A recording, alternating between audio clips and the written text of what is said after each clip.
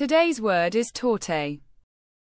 It means a rich, layered cake, often made with little or no flour, using instead ingredients like ground nuts or breadcrumbs, and typically filled with cream, fruit, or buttercream. Here are two examples using this word. The famous Psyche torte from Vienna is a dense chocolate cake with a thin layer of apricot jam. For her birthday, she ordered a hazelnut torte from the German bakery. Some synonyms and antonyms to help you understand the word better.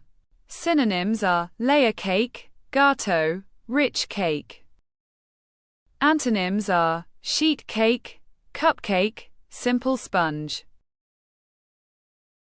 If you found this helpful, please subscribe, like this video, and hit the bell icon for more daily vocabulary words.